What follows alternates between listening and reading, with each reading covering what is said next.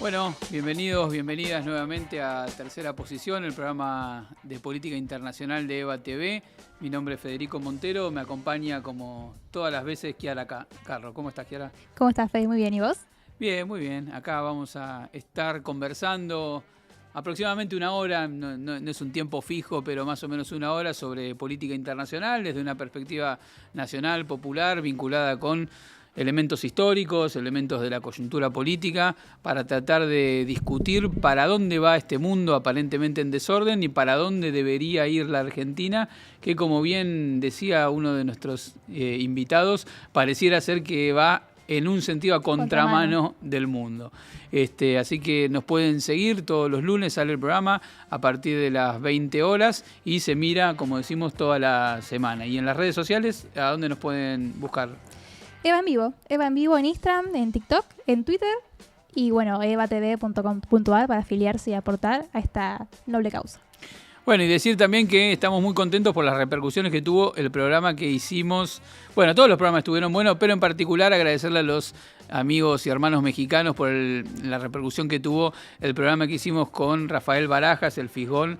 Lo pueden mirar ahí en las redes de Eva en vivo, porque tuvo mucha interacción con el público mexicano. Mucha banda mexicana, ¿eh? Muy bien. Bien la banda mexicana, sí, muchos comentarios. La verdad que sirve para tender puentes y esta es un poco la idea también, ¿no? De Tercera Posición, que es tender puentes, no solamente entender la política exterior de Argentina, entender el mundo, sino empezar a tender puentes con otros procesos políticos hermanos latinoamericanos. En el día de hoy vamos a tratar de concentrarnos en un tema que quizás es uno de los más determinantes para la política exterior argentina y para la política argentina en general, que es la relación con Estados Unidos. Relación que ya se han cumplido más de 200 años y que ha tenido idas y vueltas, momentos de extrema tensión, momentos de quizás mayor fluidez, pero que ha estado determinada en todo momento por una cuestión vinculada con la competencia que en cierta medida es percibida por Estados Unidos, sobre todo en la Argentina, a partir de su proyecto industrializador, ¿no? A partir de mediados del siglo XX, cuando la Argentina se plantea la posibilidad de rediscutir el modo de inserción en el mundo y plantearse desde otro lugar. En ese contexto tan particular de la Guerra Fría, emerge justamente el concepto de Tercera Posición, que recoge quizás en la historia argentina los posicionamientos vinculados con la neutralidad, con la resolución pacífica y política de los conflictos, pero que frente a un mundo que se conformaba en dos bloques, pretende tener una autonomía estratégica y plantear los intereses nacionales por encima de los intereses de esos dos bloques. En ese contexto, la relación con Estados Unidos se tensa bastante y eso es algo de lo que vamos a estar hablando también hoy.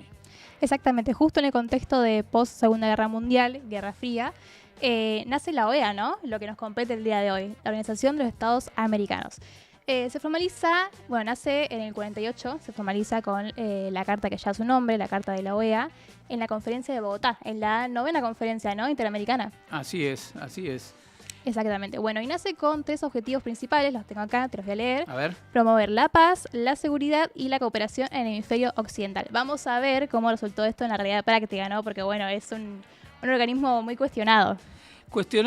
Y que volviendo un poquito al contexto de surgimiento, es interesante cuando uno discute el contexto de la conformación de la OEA, que es precedido por un tratado de asistencia recíproca en materia militar, el llamado TIAR, que establecía que cualquier agresión que sufrieran los países americanos por parte de una potencia extranjera, estaban obligados todos los países de América a asistir en auxilio del país agredido.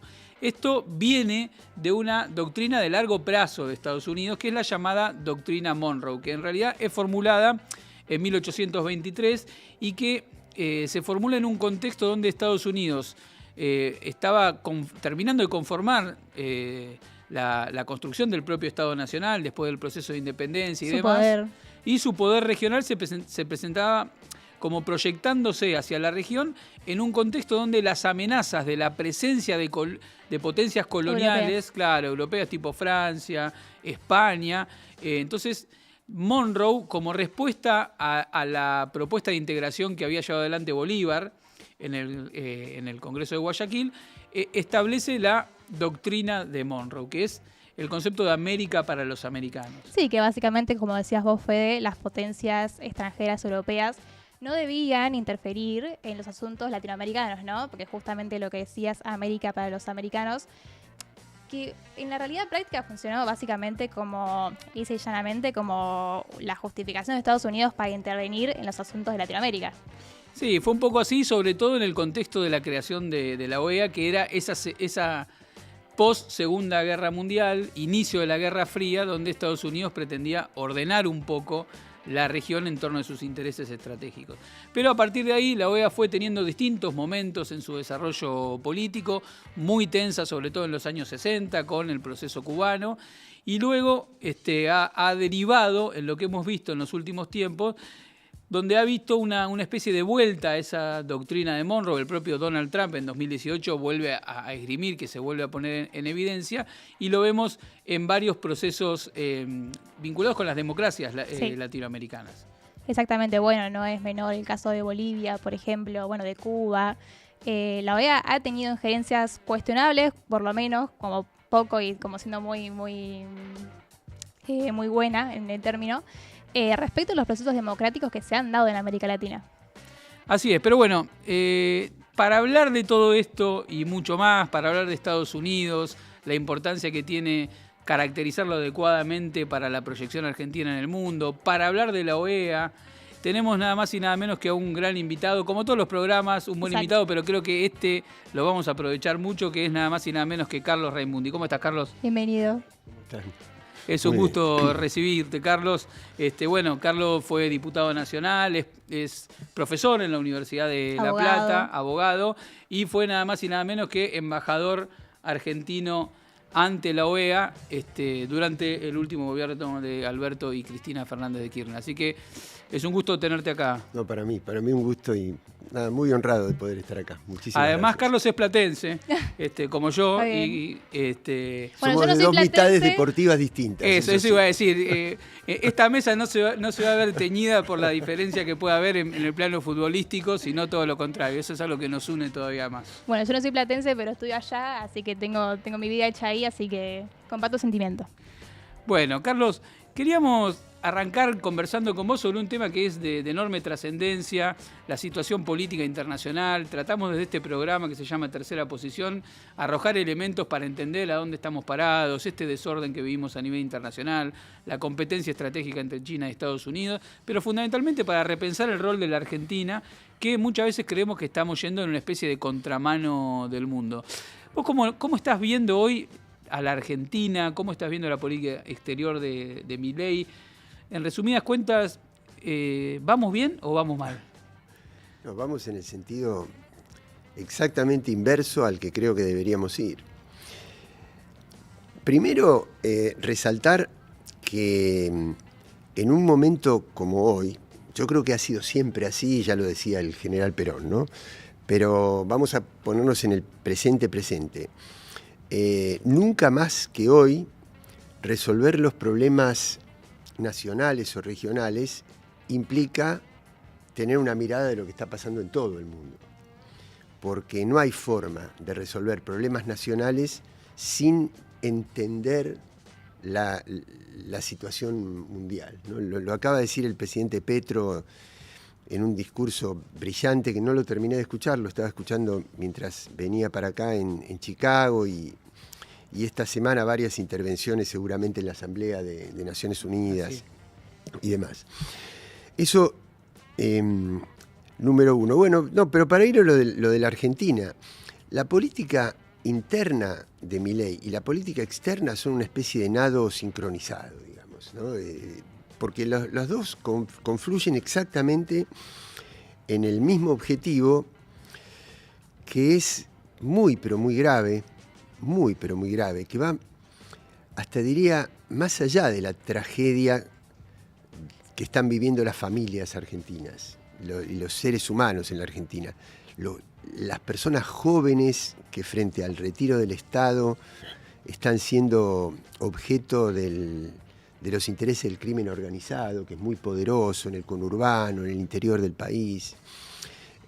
Hay algo más trágico todavía, que es que el proyecto se torna, si llegara a tener éxito, si se llegara a concretar, en un modelo de largo plazo que puede llegar a ser muy difícil de revertir.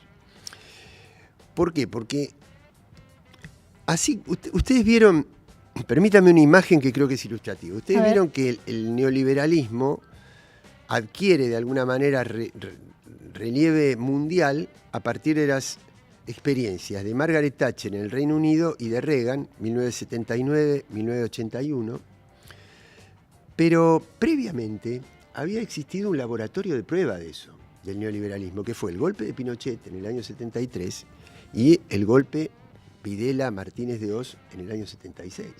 Es decir, América Latina como laboratorio de prueba. Y creo que ahora está pasando lo mismo. Y Argentina es un laboratorio de prueba de un modelo de gobernanza que busca lisa y llanamente prescindir del Estado. No disputarse el Estado para que los intereses más conservadores, más privilegiados, administren el Estado en función justamente de esos intereses, de ese modelo, sino lisa y llanamente entregar al Estado. Destruirlo. Destruirlo para poner la gobernanza en manos de los CEOs de las grandes corporaciones y reservarle al Estado exclusivamente la función represiva. Exclusivamente. Por eso digo que el modelo es muy claro, es muy claro. Entonces, está hecho a través de una persona que da la impresión de que es un insano. Sí, medio loquito. Sí, ponele. Que probablemente lo sea, pero que al mismo tiempo es un instrumento de un proyecto muy serio, digamos, que no tiene nada de irracionalidad, sino que está guiado por una profunda racionalidad, ¿no? Y esta emancipación, digamos, de los representantes de esta nueva forma de capital de las regulaciones estatales, que es un poco el proyecto que vemos en figuras tipo Elon Musk, Jeff Bezos, Zuckerberg, todos. Bueno, todos estos...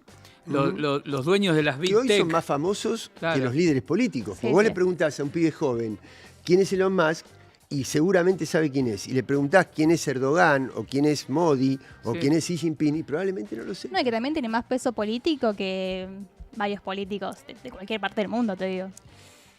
Sí. Este proyecto de emancipación, ¿está resuelto dentro de Estados Unidos o es un debate que está por saldarse dentro de la propia dinámica de la política norteamericana? Te pregunto esto porque estamos también en el marco de una campaña presidencial en Estados Unidos y pareciera ser que ahí hay un grado de polarización que no sé si llega a la discusión de eso, o eso vos creés que ya está saldado y se discuten contradicciones secundarias.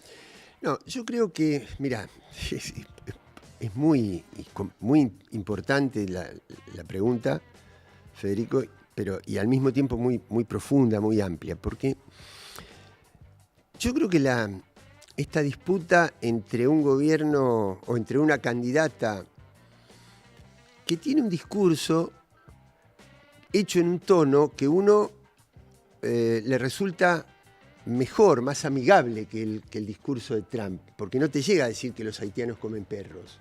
Ajá. No llega a ese punto de grosería.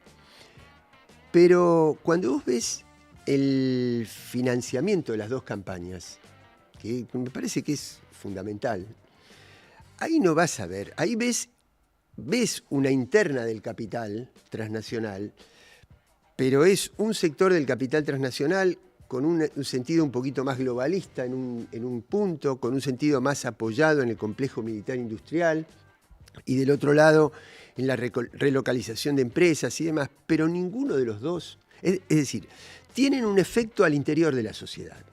A mí, por la experiencia que tengo de haber vivido casi 4 años en Estados Unidos, los últimos 4 años, no puedo negar que tiene un efecto al interior de la sociedad, porque uno de los discursos la exaspera y el otro busca aliviar la polarización, la crispación. Y por eso ganó Biden la última vez. Y por eso creo que todavía no está escrito, está en disputa eso, si puede más el odio que imprime Trump o el alivio de esa polarización cotidiana que imprime Harris, pero desde el punto de vista de la representación de intereses financieros, que es lo que más atañe a América Latina y a un país como la Argentina, yo no veo grandes diferencias. Ahora, tarde o temprano va a llegar esta misma discusión. No está presente en la campaña, destruir el Estado de los Estados Unidos, no está presente. Pero no quiere decir que no tenga su marcha. ¿Por qué? Porque el sistema tiene una exageración tal que va llevando a convertir en periferias a sectores cada vez más cercanos a los centros, a las metrópolis.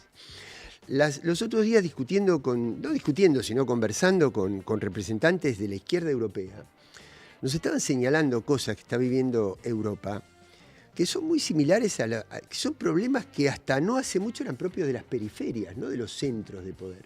Y lo mismo está pasando en Estados Unidos. Cuando vos ves la discriminación, el problema de la inmigración, los salarios que están segmentados de acuerdo con los rubros que están reservados para cada etnia de los Estados Unidos, los latinos un tipo de trabajos, los afro otro tipo de trabajos, los árabes otro tipo. Entonces vos estás viendo que ahí se está segmentando y que, volviendo al principio, a la introducción de ustedes y al tema del programa, que aquel sueño americano hoy está reservado a una élite que no es ni siquiera mayoritaria en los Estados Unidos. Por lo tanto, ese proceso va en avance. No está planteado en estos términos, pero sí... Ahora, para que estos grupos privados que, por un lado, han acumulado una cantidad de recursos económicos y financieros extraordinarios. En segundo lugar, han hecho que la humanidad dependa de ellos, porque nosotros podemos hacer este programa porque ellos manejan los grandes servidores de la tecnología digital. Y además, esa acumulación financiera les permite planificar el salto tecnológico, es decir, estar a la delantera que los departamentos de investigación y desarrollo de las universidades públicas. Entonces ellos dicen, pero yo, que he sido capaz de todo esto, ¿por qué tengo que obedecerle a un presidente? ¿Quién es un presidente de un Estado que es antiguo, que es obsoleto, que es corrupto, que es anacrónico? Me va a venir a dar órdenes a mí. Nosotros somos los que tenemos que manejar el mundo. Desde esa lógica se construye. Y va a llegar un momento que, como el camino primero llega a las periferias, pero después también llega al centro, que van a disputarle también a las instituciones políticas de los Estados Unidos. Porque de lo único que sirven las instituciones políticas en Estados Unidos es para sancionar las leyes que les permiten la desregulación, la externalización de sus capitales, de sus bienes, de sus derechos de propiedad intelectual, la valorización financiera de sus recursos. Por lo tanto, es casi lo mismo institución, es decir, cuando vos ves que, salvo honrosas excepciones de la izquierda demócrata, Ocasio-Cortez y muchos otros, Sanders, se financian de otra manera, cuando vos ves quién financia la campaña de los legisladores en Estados Unidos, te das cuenta que ese legislador no representa los intereses de su pueblo, sino que representa los intereses del grupo que lo financió. Por lo tanto, la simbiosis entre institucionalidad política y valorización financiera del capital transnacional en los Estados Unidos es una discusión que tarde o temprano va a llegar a converger y por lo tanto va a perder sentido esta discusión porque ese va a ser el sistema que va a imperar. Eso es lo que ellos buscan. Y nosotros tenemos que pelear por otro tipo de mundo, por otro tipo de valores, por otro tipo de manera de organizar la convivencia en la humanidad, ¿no? Y llevándote a tu rol como embajador ante la ONU, vos recién hablabas de tus años viviendo en Estados Unidos, ¿cómo podrías caracterizar la relación que ha tenido la OEA con Argentina? ¿Y cómo está hoy? Bueno, pero volviendo al origen de todo, los Estados Unidos, que fueron colonizados por una ruptura de grupos religiosos del Imperio Británico, nacieron al calor de un interés, de una cultura imperial y al mismo tiempo una cultura insular, ¿no? El Imperio Británico era muy poderoso en el momento de la conquista, cuando se expanden cuando cruzan el Atlántico Norte, pero al mismo tiempo tenía un territorio limitado en cuanto a superficie y en cuanto a recursos naturales y a población. Es decir, tenían un potencial industrial que excedía en mucho las posibilidades que le daba su territorio. Entonces, cuando llegan a los Estados Unidos y ven ese territorio sin límites, ahí nace esa idea de que tienen un destino manifiesto, claro, que tienen una responsabilidad sobre toda la humanidad. Van pasando los siglos, hay etapas, no me voy a extender en eso. Cuando terminan de ganar la Segunda Guerra Mundial, a ese destino manifiesto se le suma la idea del sueño americano. Es decir, en América se va a poder vivir de una manera como no se va a poder vivir en ningún otro lado. Juntando eso es lo que hace que para ellos todos los problemas que hay en el mundo, y máxime en América, en el resto de América, porque ellos tienen una disputa por la hegemonía del mundo, y para eso tienen que mostrar que lo primero que tienen que tener ordenado y alineado es su vecindad. Su zona de influencia. Claro. Su zona de influencia. ¿Cuál es la primera zona de influencia? América Latina, América del Sur. Así que, con ese sentido crean la OEA. Y además quiero poner un pequeño detalle, una pastillita de color.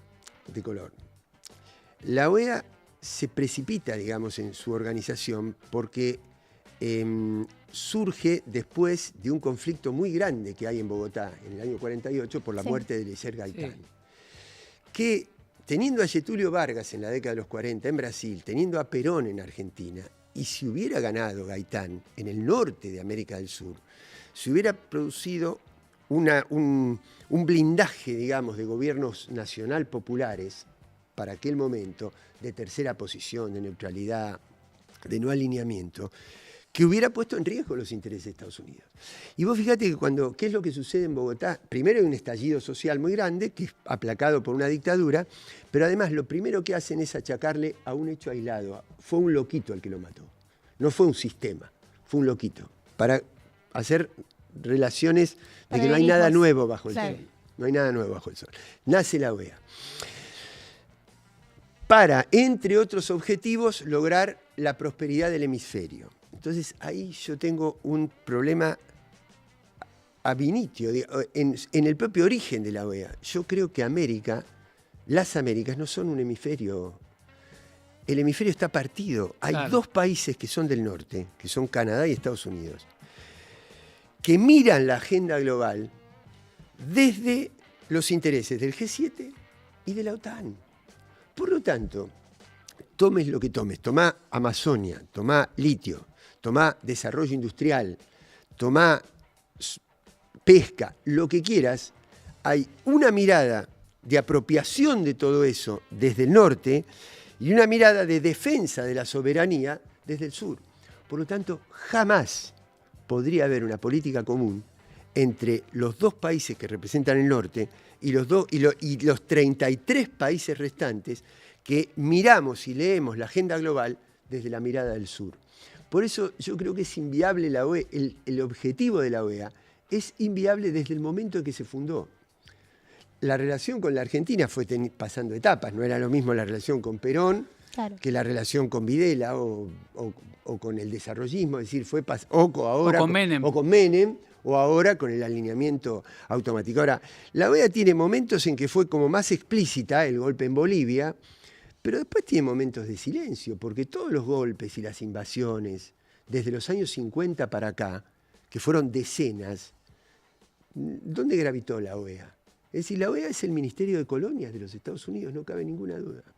Y eso está muy claro, sobre todo en ese contexto de clima de persecución y de necesidad de alineamiento, que era lo propio de la Guerra Fría, ¿no? Porque el interés norteamericano era que no se produjera ningún alineamiento con el bloque soviético ni que se le saliera un poco de control la situación.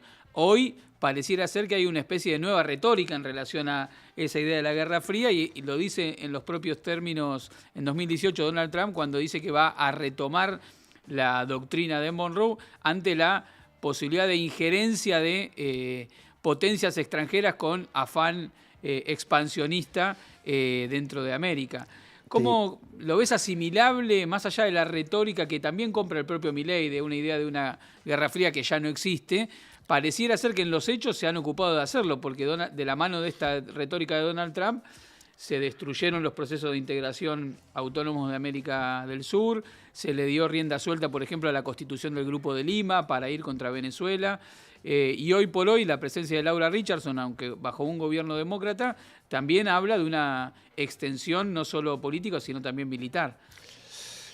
Mira, yo no estoy de acuerdo en que estemos ante una etapa similar a la de la Guerra Fría. Pero sí estoy de acuerdo que los Estados Unidos necesitan crear esa lógica para defender sus intereses. ¿Por qué no? Bueno, comienzo por dos cuestiones fundamentales. La primera es que en la Guerra Fría había una disputa absoluta y no había puntos de contacto. Tal es así que el mundo, cuando cae entre la caída del muro, año 89, la desintegración de la Unión Soviética, año 91, el capitalismo, la economía de mercado como pilar económico y la democracia liberal como pilar político dominan prácticamente el conjunto de la humanidad. Tal es así que todos los países que se desprenden de la ex Unión Soviética y la propia Federación Rusa asumen la democracia liberal y ganan todas las opciones liberales. Y el capitalismo se adueña tanto política como económicamente del mundo, salvo China, que iba creciendo solapadamente todavía, porque se estaba mirando hacia adentro, y es el porqué de la situación de hoy. Pero en aquel momento no había punto de contacto, había disputa, cada lugar era un foco de conflicto para disputárselo. Hoy vos tenés que el tremendo déficit comercial que tienen los Estados Unidos es básicamente por la compra de productos a China y por la relocalización de empresas en el mercado chino. Por lo tanto, Estados Unidos depende de China y China depende de Estados Unidos, porque si se desplomara la economía de los Estados Unidos antes de tiempo, China no perdería desde un mercado comprador hasta los títulos de deuda, etc. Ahora, el segundo motivo por el que no es igual, porque no hay una bipolaridad en el mundo, hay emergencia de países alternativos. Vos a Modi en la India y al nacionalismo indio no le vas a decir se va a alinear con China, va a decir quiero ser más independiente de Occidente, pero no voy a alinear con China. Claro. A Turquía lo mismo, no le vas a decir me voy a alinear.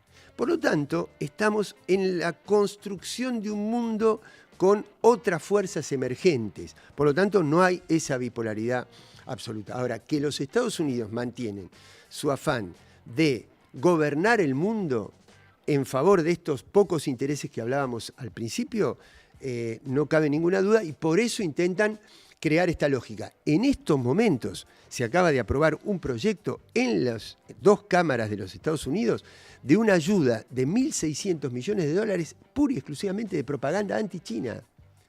Pura y exclusivamente a todos los medios de comunicación y a las fundaciones financiadas por organismos de la sociedad civil para deteriorar la imagen de China, donde aparecen archivos que el proyecto de las granjas de cerdos que apareció al principio del gobierno de Alberto Fernández, que había que discutirlo, que había que morigerarlo, el acuerdo porcino, pero que se lo bombardeó desde el punto de vista de la propaganda, justamente para evitar la inserción de China en el mundo, que está siendo muy grande en todo el planeta, pero a diferencia de los Estados Unidos, yo no la veo como una incursión imperialista.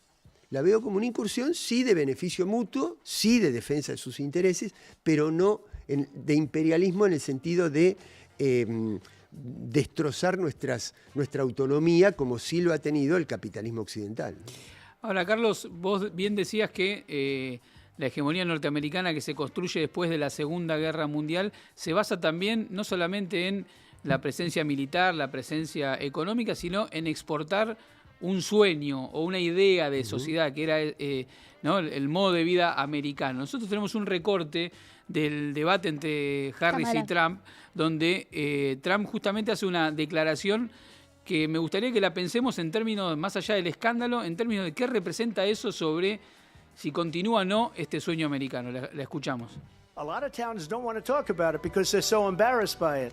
In Springfield, they're eating the dogs, the people that came in, they're eating the cats. Kamala Harris y Donald Trump. Bueno, Kamala Harris y Donald Trump debatían y Donald Trump habla de que los inmigrantes haitianos en Estados Unidos se comen los gatos, se comen los perros de las personas que viven ahí. Más allá del revuelo, del tema de los protectores de animales y demás, y obviamente la significación de segregación y xenófoba que esto representa para la inmigración latina a Estados Unidos, que son millones. ¿Qué habla esto de la sociedad norteamericana, de la vigencia de ese sueño americano? ¿Se sigue pudiendo exportar como que la sociedad americana es un ideal deseable para el conjunto de la humanidad? ¿Cómo lo ves, Carlos?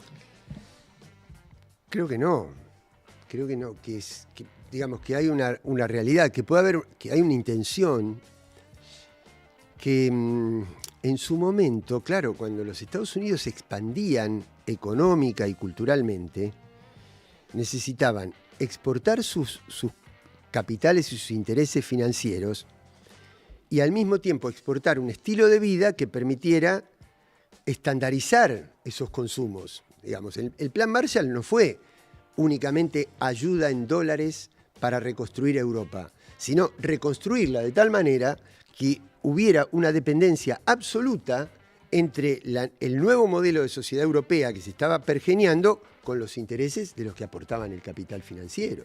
Y lo mismo aquí.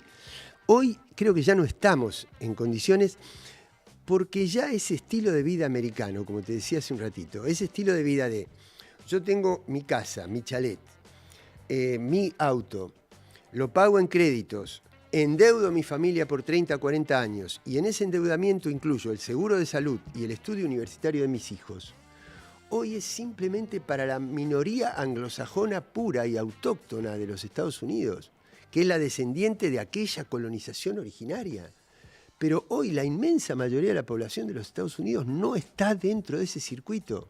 Por lo tanto, ni siquiera lo pueden imponer en su lugar, en su país, y mucho menos entonces creo que lo pueden exportar. Ahora, a mí me parece que lo más profundo de este discurso es que el fascismo se apoyó en el mundo en la idea de que hay una raza superior y una raza inferior.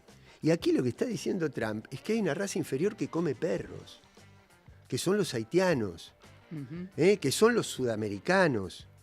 Ese es el gran... Entonces, cuando vos combinás crisis del capitalismo mundial, porque indudablemente hay una crisis, porque hay un mundo asiático emergente que está superando al capitalismo atlántico en todos los órdenes, Una economía que está a punto de colapsar porque no puede sostener la guerra de Ucrania, más la guerra de Medio Oriente, más el problema en Indochina para contener a China en su expansión al Pacífico, más la insurrección que está sucediendo en África. No lo puede sostener financieramente, quiere decir que hay crisis del capitalismo.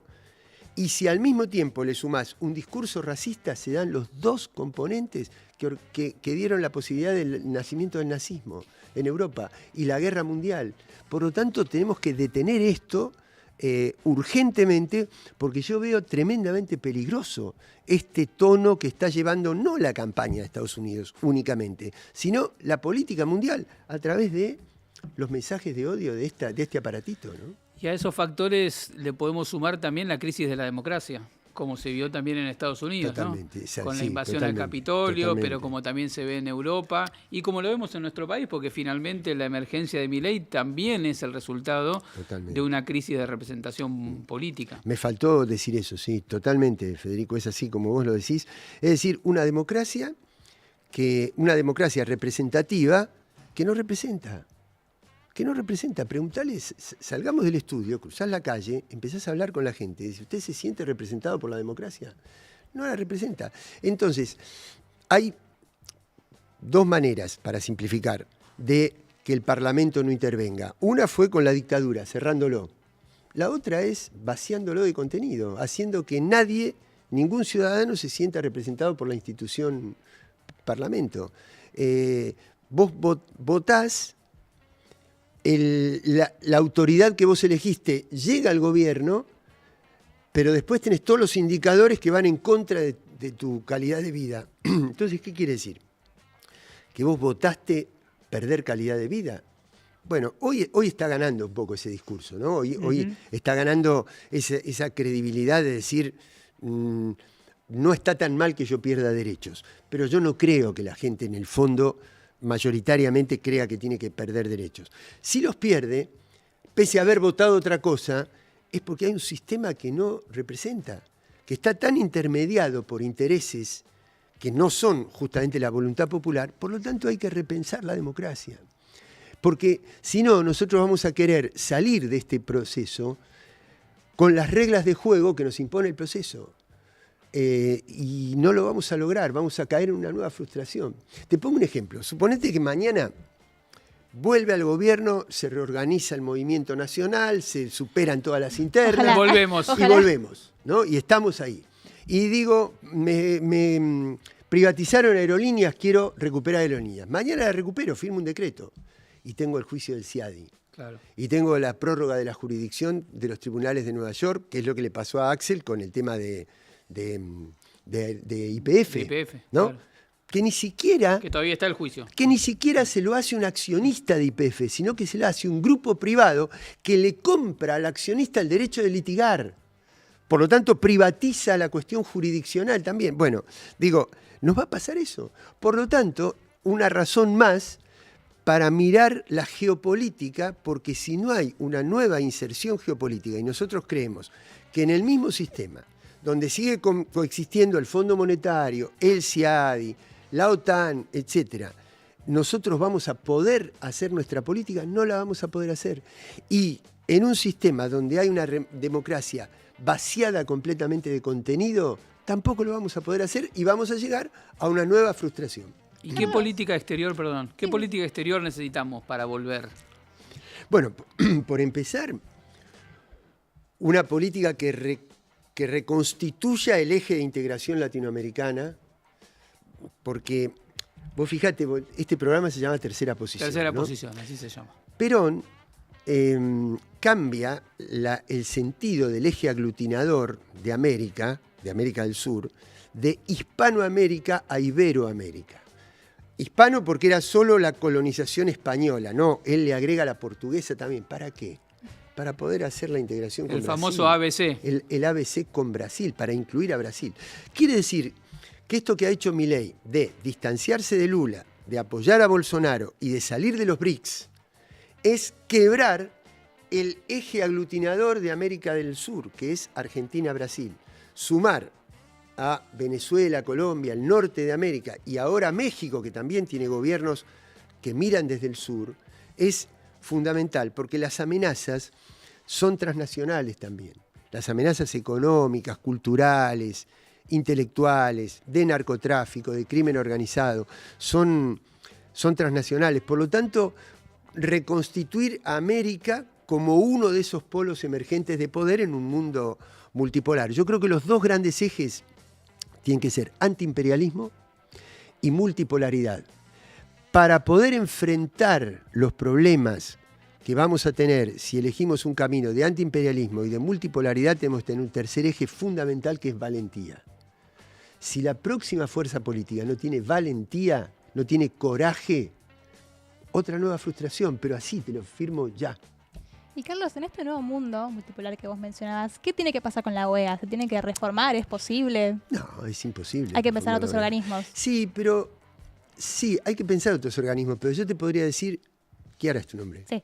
Yo te podría decir, Kiara, que podría ser la CELAC. Toda América menos Estados Unidos y Canadá. Tampoco alcanza. ¿Por qué? Porque la capacidad de influencia que tienen los Estados Unidos es tan grande que vos, si construís la CELAC y necesitas los 14 votos del Caribe, y el Caribe tiene azotes ambientales y problemas de desarrollo, y nosotros tenemos problemas de financiamiento que no lo podemos ayudar, ¿quién lo ayuda? Lo ayudan los Estados Unidos.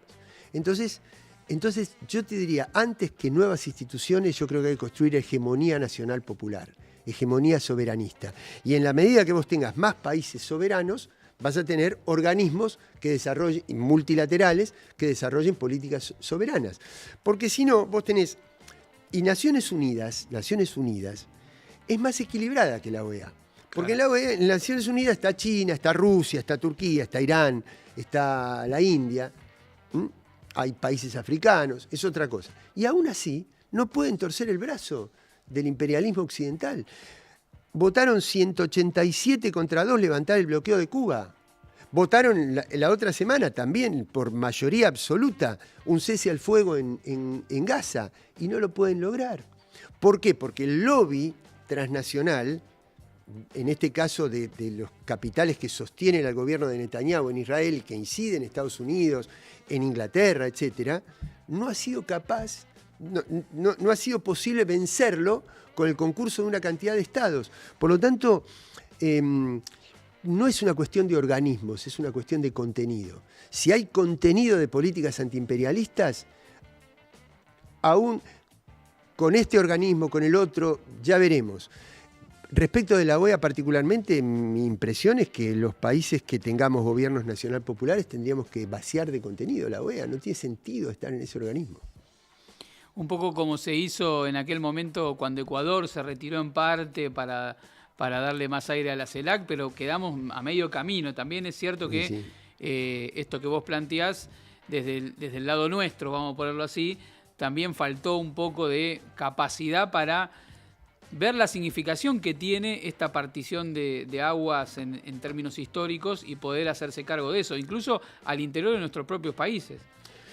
Sí, totalmente. Mirá, vos viste que Álvaro García Linera, que habla de las oleadas progresistas, dice una primera oleada en los primeros 3 lustros del siglo XXI, que fue la más virtuosa, una segunda oleada que es administrativista, dice él, hay que administrar lo que tenemos, el gobierno de Arce en Bolivia, el Chile de Boric, que la verdad que parece Deja que mentira. desear. Parece mentira que de aquel pronunciamiento popular y de aquel proceso constituyente que surge en el año 2019 hayamos desembocado en este tipo de gobierno. Pero el propio Frente Amplio, la situación de Lula, que es muy delicada internamente, vamos a ver qué resultado arrojan ahora las elecciones de alcaldes en octubre. Es una segunda ola administrativista. Si hay tercera ola, tiene que ser transformadora. Tiene que ser revolucionaria. No tengo miedo a la palabra, nos tenemos que reapropiar del lenguaje, tenemos que tener valentía también para decir las palabras que hay que decir, y con todas las sílabas y con toda la energía con la que hay que decirla, porque revolucionario no es sinónimo de violencia, revolucionario es sinónimo de profundidad. Un cambio profundo. Claro, de profundidad. Así que, ¿por qué? Porque justamente no fue posible en la primera ola porque faltó completar el ciclo, completar el proceso con profundas reformas judiciales, reformas constitucionales, instituciones de poder popular y fundamentalmente reglas económicas. Yo creo que una nueva arquitectura financiera, comercio en moneda local, producción pública de medicamentos, poner límites a la ganancia de las transnacionales del agronegocio, recuperación de la Amazonia, no solamente son cosas necesarias, sino son cosas posibles, que si la política recupera su capacidad, su liderazgo didáctico, su liderazgo pedagógico, podés enamorar mayorías con eso. Podés enamorar, porque si no, ¿cómo entendés que en un continente que produce en abundancia energía, tanto energía tradicional como energías nuevas, y alimentos, tenga pueblos cada vez más empobrecidos? ¿Cómo puede ser que no podamos enamorar diciéndole a los pueblos, transmitiéndole a los pueblos el mensaje que nos tenemos que apropiar de lo que es nuestro? Porque eso es nuestro. Eso es nuestro. Viene una empresa de agronegocios, pone capital, tecnología y trabajo y lo aplica en el desierto, y no solamente que no gana dinero, sino que pierde todo eso que invirtió. Si lo gana aquí, no es ni por el trabajo, ni por el capital, ni por la tecnología, porque puesta en otro lado, pierde, sino que es por la riqueza natural. Y la riqueza natural es un bien público. ¿Y cómo puede ser entonces que un bien público después la renta de ese bien público se lo lleven los monopolios privados. Por eso la situación en Venezuela, porque quiere defender su petróleo y el imperio no se lo perdona. Por eso yo creo que es posible, pero tenemos que tener un carácter en los liderazgos y una fuerza en la política capaz de enamorar con estas cosas que yo creo que son imprescindibles y que son posibles. Bueno, nos vamos con esta idea de la tercera oleada de carácter revolucionario. Creo que podemos suscribir eso y hay que construir las condiciones, como se decía en otra época, objetivas y subjetivas para que eso pueda acontecer. Te agradecemos mucho, Carlos. Al contrario. Un lujo contar Gracias con vos. a ustedes, perdonen si a veces me extiendo demasiado, pero es un lujo, es un lujo. Muy buena intervención. Lo que ustedes provocan, así que muchísimas gracias. Gracias, felicitaciones. Carlos. Bueno, se nos fue el programa otra vez más. Tercera posición, creo que este va a ser otro programa de colección para ver en la semana. Quiero agradecerle a Sabino Wall, a Bruno, Gastón, Manuel, que están en todo el equipo detrás de cámara, a la dama de hierro, María Emilia Raciati, también muchas gracias por la producción general, y decirles que nos pueden ver a las 20 horas por Eva TV, seguirnos en las redes sociales, Eva en vivo y meterse en evatv.com.ar para afiliarse y aportar. Ahí está, y nos vemos el lunes que viene. Nos vemos.